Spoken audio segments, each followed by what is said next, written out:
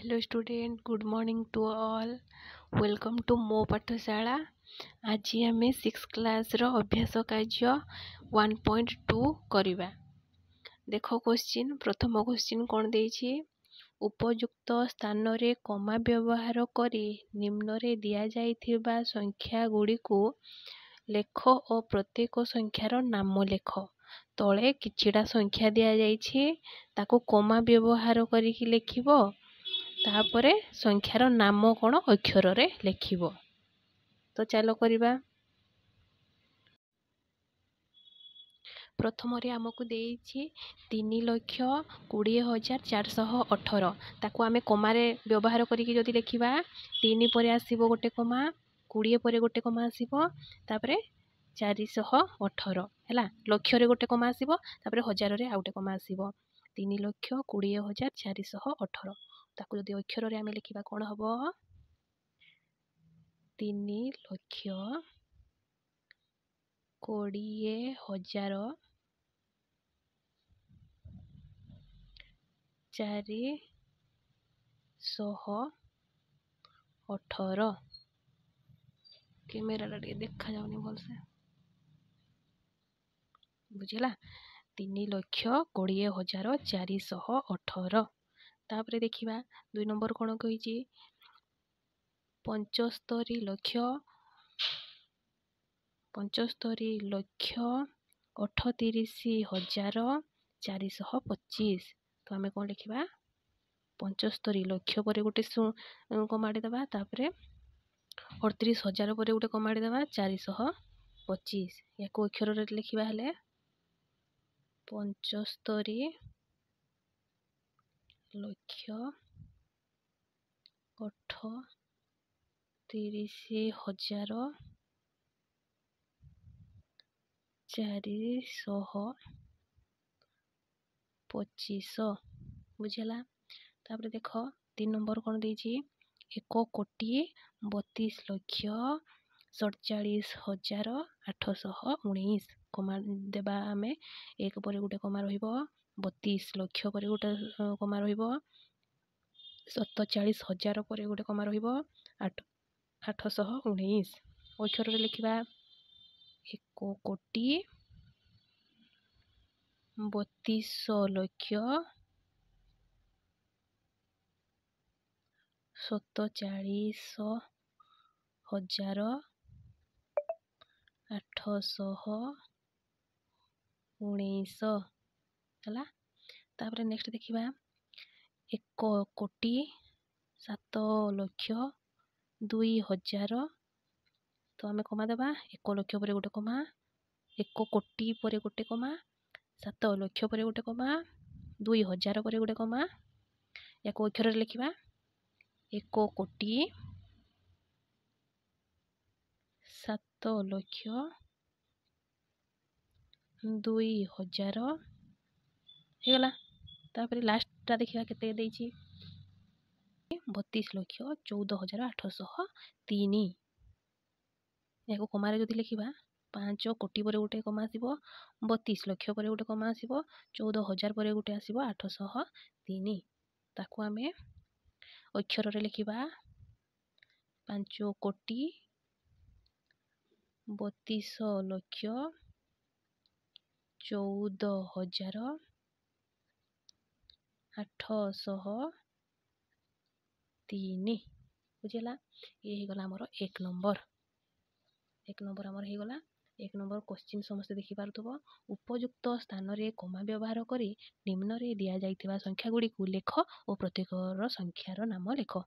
କମା ବ୍ୟବହାର କରିଛନ୍ତି ଆମେ, ତାପରେ ଅକ୍ଷରରେ ଲେଖିଛନ୍ତି, ହଁ କି ନାହିଁ? ନିଜ ନିଜ ଖାତାରେ ସବୁ ଲେଖିଦିଅ। ତାପରେ 2 ନମ୍ବରକୁ ଯିବା।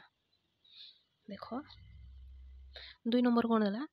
ତୁମେ କେବଳ 3, 4, 0 ଆଉ 7 ଅଙ୍କକୁ ବ୍ୟବହାର କରି 5ଟି ଲେଖାଏଁ 6 ଅଙ୍କ ବିଶିଷ୍ଟ ଓ 8 ଅଙ୍କ ବିଶିଷ୍ଟ ସଂଖ୍ୟା ତିଆରି କର। ହେଲା। 2 ନମ୍ବର କହିଛି 3, 4, 0 ଆଉ 7 ଏ 4ଟି ଅଙ୍କକୁ ବ୍ୟବହାର କରିକି 5ଟି ଲେଖାଏଁ 6 ଅଙ୍କ ବିଶିଷ୍ଟ ସଂଖ୍ୟା ଲେଖିବ, ଆଉ 5ଟି ଲେଖାଏଁ 8 ଅଙ୍କ ବିଶିଷ୍ଟ ସଂଖ୍ୟା ଲେଖିବ। ତାପରେ ଦେଇଛି ପ୍ରତ୍ୟେକ ସଂଖ୍ୟାକୁ ସହଜରେ ପଢ଼ିବା ପାଇଁ କମା ବ୍ୟବହାର କରିବା। ଆଗ କି ଗଠନ କରିଦେବା ସଂଖ୍ୟା ଗୁଡ଼ିକୁ, ତାପରେ କମା ବ୍ୟବହାର କରିବା। ତାପରେ ଖ ନମ୍ବରରେ ଦେଇଛି ଯେଉଁ ସଂଖ୍ୟା ଗୁଡ଼ାକ ଆମେ ତିଆରି କରିଥିବା ସଂଖ୍ୟା ଗୁଡ଼ିକୁ ବଡ଼ରୁ ସାନ କ୍ରମରେ ସଜେଇକି ଲେଖିବା। ହଉ ଚାଲ 2 ନମ୍ବର କୋଉ ସଂଖ୍ୟା ଥିଲା ଆମର 3 4 0 7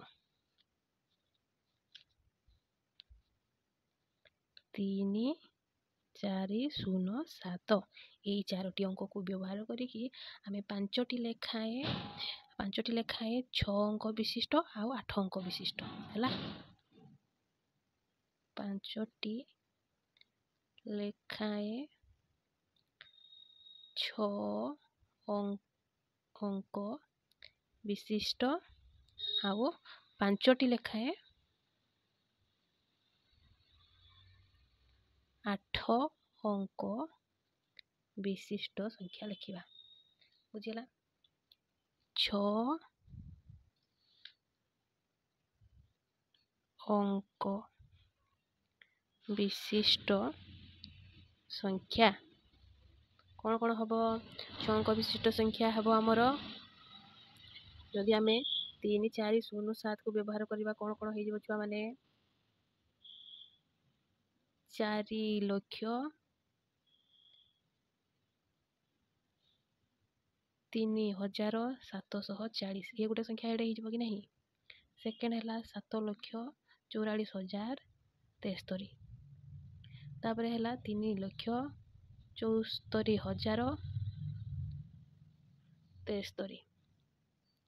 ତାପରେ କ'ଣ ହେବ? 3,40,734। ତାପରେ ହେଇଯିବ ଆମର 4,37,047 ହେଲା। 5ଟି ଲେଖା ହେଇଗଲା। ତାପରେ ଏଇ ପାଖରେ ଦେଖିବା ଆମେ, ଇଏ ହେଇଗଲା 6 ଅଙ୍କ ବିଶିଷ୍ଟ ସଂଖ୍ୟା। ବୁଝିଗଲା? ଏବେ ଦେଖିବା 8 ଅଙ୍କ ବିଶିଷ୍ଟ ସଂଖ୍ୟା। ଇଏ 6 ଅଙ୍କ ହେଇଗଲା। ଏବେ ଦେଖିବା 8 ଅଙ୍କ ବିଶିଷ୍ଟ ସଂଖ୍ୟା। 8 ଅଙ୍କ ବିଶିଷ୍ଟ ହେଲେ 7,40,37,407, 3,40,47,307। ତାପରେ ହେଇଯିବ 7,47,34,002। ତାପରେ ହେଇଯିବ ଆମର ଆଉ କ'ଣ ହେବ? 3,74,330। ବୁଝିଲା? ତାପରେ ଲାଷ୍ଟରେ କ'ଣ ହେବ? 4,74,374। ହଁ କି ନାହିଁ? ଇଏ ହେଇଗଲା ଆମର 6 ଅଙ୍କ ବିଶିଷ୍ଟ ସଂଖ୍ୟା। ଇଏ ହେଇଗଲା ଆମର 8 ଅଙ୍କ ବିଶିଷ୍ଟ ସଂଖ୍ୟା। 5ଟି ଲେଖାଏଁ। ତାପରେ ଆମକୁ ସେକେଣ୍ଡରେ କ'ଣ ଦେଇଥିଲା କି? କ ନମ୍ବରରେ ଦେଇଥିଲା ପ୍ରତ୍ୟେକ ସଂଖ୍ୟାକୁ ସହଜରେ ପଢ଼ିବା ପାଇଁ କମା ବ୍ୟବହାର କର। ଆମେ ଏଠି କମା ବ୍ୟବହାର କରିଛନ୍ତି ଛୁଆମାନେ ହେଲା। ଏଠି ଆମେ କମା ବ୍ୟବହାର କରିଛନ୍ତି, ନିଜ ନିଜ ଖାତାରେ ଲେଖିଦିଅ। ତାପରେ ଖ ନମ୍ବରରେ କ'ଣ ଦେଇଛି? ସଂଖ୍ୟା ଗୁଡ଼ିକୁ ବଡ଼ରୁ ସାନ କ୍ରମରେ ସଜେଇକି ଲେଖ।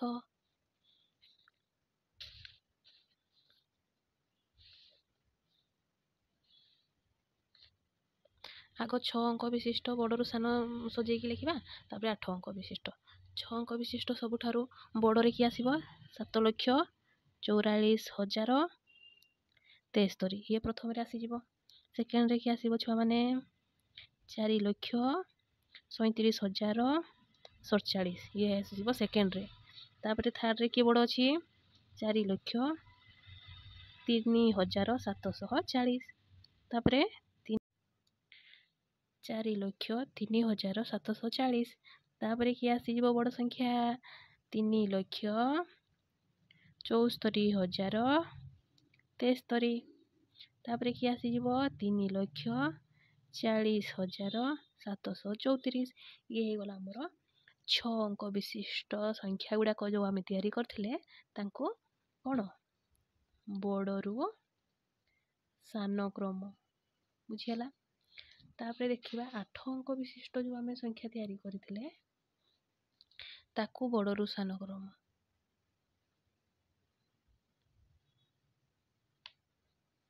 ବୁଝିଗଲା? ତ ସବୁଠାରୁ ବଡ଼ କିଏ ଅଛି? ଦେଖ 7 ମଧ୍ୟରେ ତୁଳନା କର। ଏଇଟା ଆଗ ବଡ଼ ଅଛି କି ନା ନାହିଁ?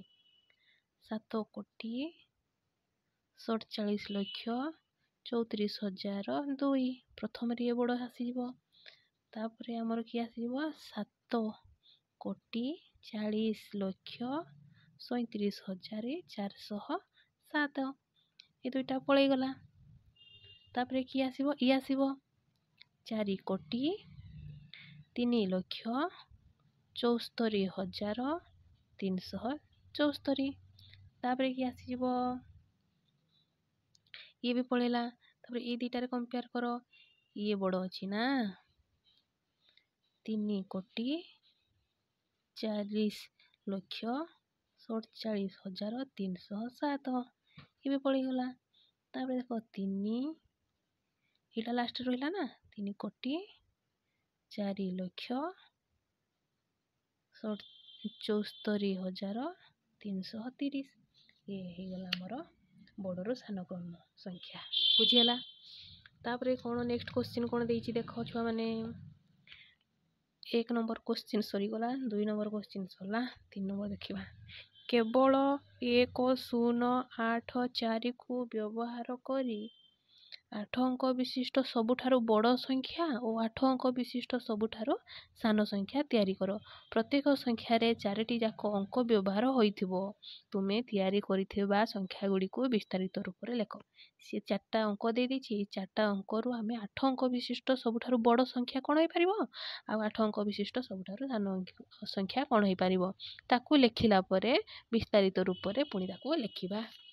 ବୁଝିଲା? ହଉ, କହିଲ ଦେଖି, ନିଜେ ଭାବ କ'ଣ ହେଇପାରିବ।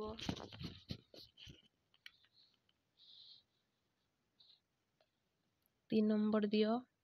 1, 0, 8, 4 ଏଇ 4ଟି ସଂଖ୍ୟାକୁ ବ୍ୟବହାର କରିକି ସବୁଠାରୁ ବଡ଼ ସଂଖ୍ୟା କୋଉଟା ହେଇପାରିବ ଆଉ ସବୁଠାରୁ ସାନ ସଂଖ୍ୟା କୋଉଟା ହେଇପାରିବ। ଆଚ୍ଛା ଛୁଆମାନେ କହିଲ, ସବୁଠାରୁ ବୃହତ୍ତମ ସଂଖ୍ୟା ହେବ 8,88,88,410। ସବୁଠାରୁ କ୍ଷୁଦ୍ରତମ ସଂଖ୍ୟା କ'ଣ ହେଇପାରିବ? ସବୁଠାରୁ କ୍ଷୁଦ୍ରତମ ସଂଖ୍ୟା କ'ଣ ହେଇପାରିବ କୁହ? କ'ଣ ହେଇପାରିବ? 1 କୋଟି କେତେଟା ଶୂନ ଲାଗିବ? ହେଲା, ଏଇଟା ସବୁଠାରୁ ସାନ ସଂଖ୍ୟା ଏଇଟା ହେଇପାରିବ। ତାକୁ ଆମେ ଯଦି ବିସ୍ତାରିତ ରୂପରେ ଲେଖିବା କ'ଣ ହବ? ପ୍ରଥମେ କ'ଣ ଅଛି? 8,88,88,410। ବୁଝିହେଲା? ତାକୁ ଯଦି ବିସ୍ତାରିତ ରୂପରେ ଲେଖିବା କ'ଣ? 1 କୋଟି, 1ରେ ଆମେ 7ଟି ଶୂନ ଦେବା, ଗୁଣନ 8 ଯୋଗ 1ରେ 6ଟା ଶୂନ ଦେବା, ଗୁଣନ 8 ପୁଣି ଯୋଗ ଦେବା, 1ରେ 5ଟି ଶୂନ ଦେବା, ଗୁଣନ 8 ପୁଣି ଯୋଗ ଚିହ୍ନ ଦେବା, ପୁଣି 1ରେ 4ଟି ଶୂନ ଦେବା, ଗୁଣନ 8,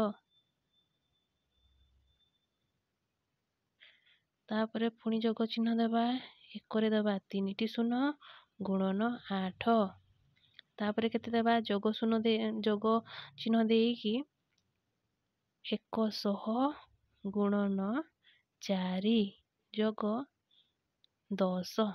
ବୁଝିହେଲା? ଏଇଟା ହେବ ତାର ବିସ୍ତାରିତ ରୂପ। ତାପରେ ସବୁଠାରୁ କ୍ଷୁଦ୍ରତମ ସଂଖ୍ୟାର ବିସ୍ତାରିତ ରୂପ ଦେଖିବା।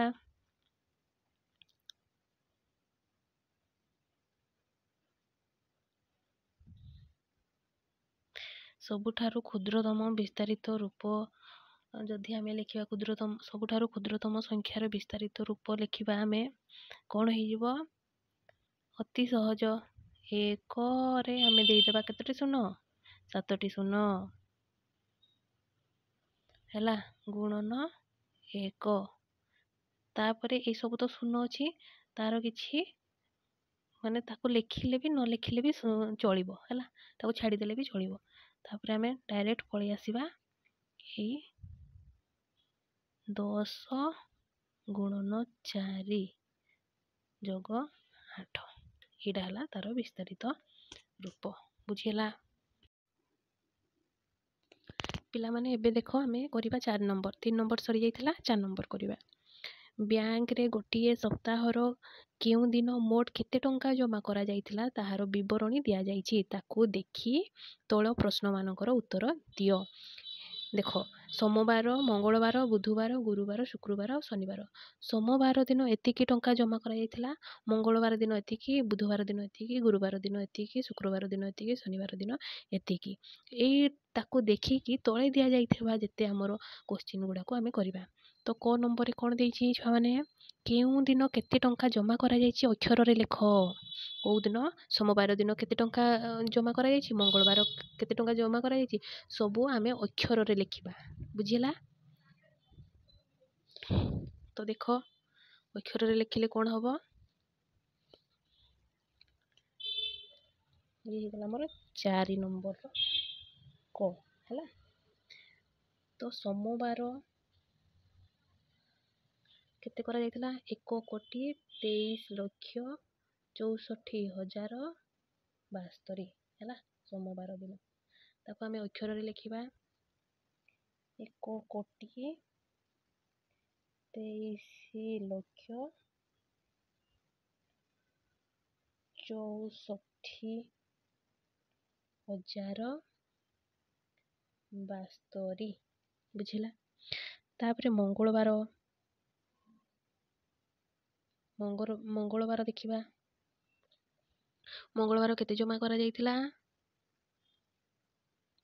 86,92,945।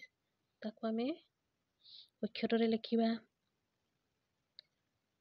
86,92,945 ବୁଝିଲା?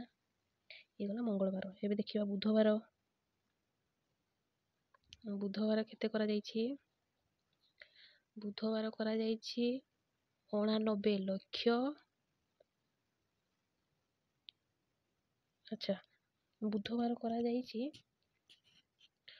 89,80,001। ୟାକୁ ଆମେ ଲେଖିବା ଅକ୍ଷରରେ ହେଲା। 89,80,001 ବୁଝିଲା? ତାପରେ ଗୁରୁବାର।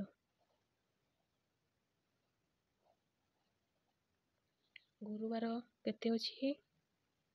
1,08,72,666। ୟାକୁ ଯଦି ଆମେ ଅକ୍ଷରରେ ଲେଖିବା କ'ଣ ହବ? 1,08,72,666 ହେବ ହେଲା। ତାପରେ ଶୁକ୍ରବାର ଦେଖ। ଶୁକ୍ରବାର କେତେ ଅଛି? 90,72,709। ଅକ୍ଷରରେ ଲେଖିଲେ କ'ଣ ହବ? 90,72,709। ତାପରେ ଶନିବାର ଦେଖିବା।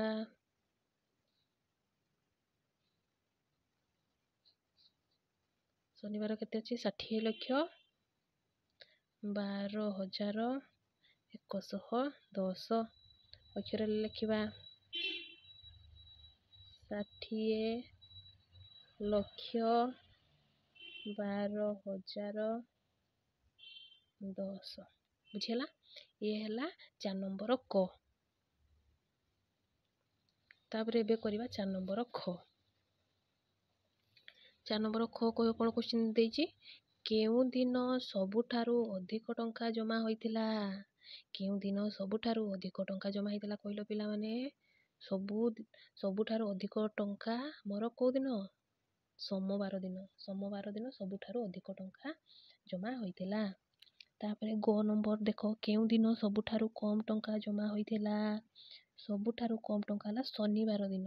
ଶନିବାର ଦିନ ସବୁଠାରୁ କମ୍ ଟଙ୍କାରୁ ଅଧିକ ପରିମାଣର ଟଙ୍କା ଜମା କରାଯାଇଥିଲା 90 ଲକ୍ଷରୁ ଅଧିକ। ଇଏ 90 ଲକ୍ଷରୁ ଅଧିକ ଅଛି, ଇଏ ନାହିଁ ନା, ଇଏ ବି ନାହିଁ, ଇଏ ଅଛି। ତ ସୋମବାର, ଗୁରୁବାର ଆଉ ଶୁକ୍ରବାର 90 ଲକ୍ଷରୁ ଅଧିକ ଟଙ୍କା ଜମା ହୋଇଛି। କୋଉ ବାର? ସୋମବାର, ଖାତାରେ ଲେଖ, ସୋମବାର, ଗୁରୁବାର, ଶୁକ୍ରବାର ଅଧିକ ଟଙ୍କା ଜମା ହୋଇଛି। ବୁଝିଲା? ଇଏ ହେଲା 4 ନମ୍ବର ଗଲା। 5 ନମ୍ବର ଦେଖ, ସଂଖ୍ୟାର ଲକ୍ଷ୍ୟ ସ୍ଥାନରେ 4, ଅୟୁତ ସ୍ଥାନରେ 7, ହଜାର ସ୍ଥାନରେ 2, ଶତକ ସ୍ଥାନରେ 0, ଦଶକ ସ୍ଥାନରେ 8 ଏବଂ ଏକକ ସ୍ଥାନରେ 5 ଅଛି। ସେଇ ସଂଖ୍ୟାଟି ଲେଖିବା ଆମେ। କ'ଣ କହିଛି? ତାର ଲକ୍ଷ୍ୟ ସ୍ଥାନରେ 4 ଲେଖିବା। ଲକ୍ଷ୍ୟ ସ୍ଥାନରେ ଇଏ କେତେ? 5 ନମ୍ବରର ହେଲା। ଗୋଟିଏ ସଂଖ୍ୟାର ଲକ୍ଷ୍ୟ ସ୍ଥାନରେ 4, ଅୟୁତ ସ୍ଥାନରେ 7, ହଜାର ସ୍ଥାନରେ 2, ଶତକ ସ୍ଥାନରେ 0, ଦଶକ ସ୍ଥାନରେ 8 ଏବଂ ଏକକ ସ୍ଥାନରେ 5 ଅଛି। ତ ସେଇ ସଂଖ୍ୟାଟି କେତେ ହେଇଯିବ ପିଲାମାନେ?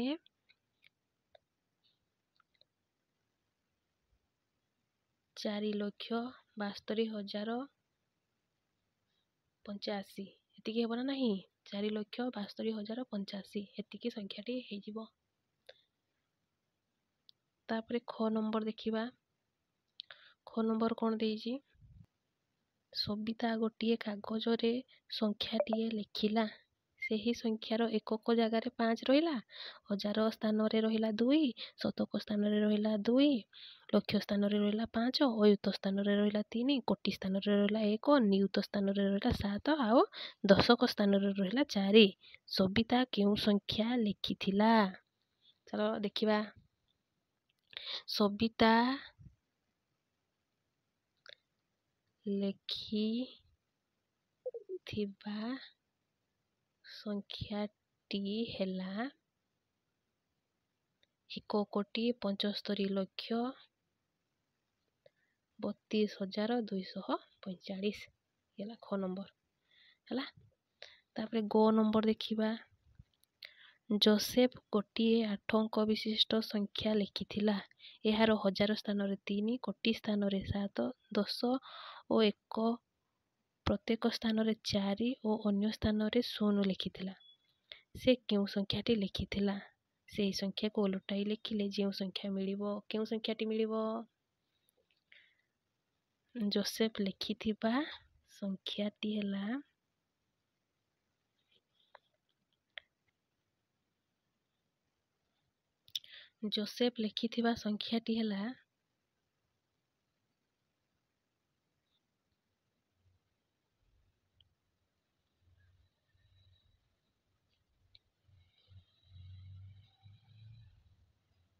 ହେଲା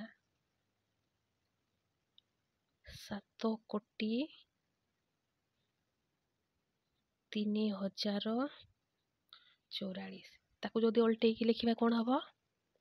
4,40,30,037 ଓଲଟେଇକି ଲେଖିଲେ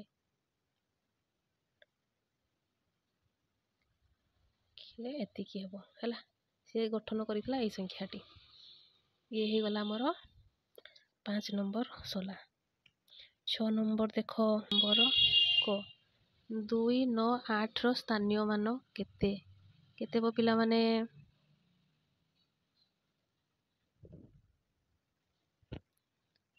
2ର ସ୍ଥାନୀୟ ମାନ କେତେ ହେବ?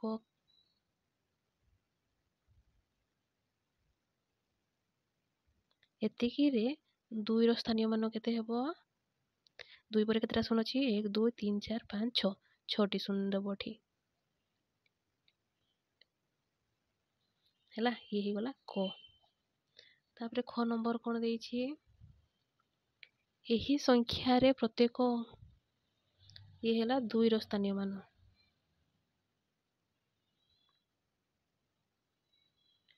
ତାପରେ କ'ଣ ଦେଇଥିଲା? 9ର ସ୍ଥାନୀୟ ମାନ। 9 କୋଉଠି ଅଛି 9 ଏଇଠି ରହିଲା 9 ପରେ କେତେଟା ଶୂନ ହେଇଯିବ 3ଟି ଶୂନ।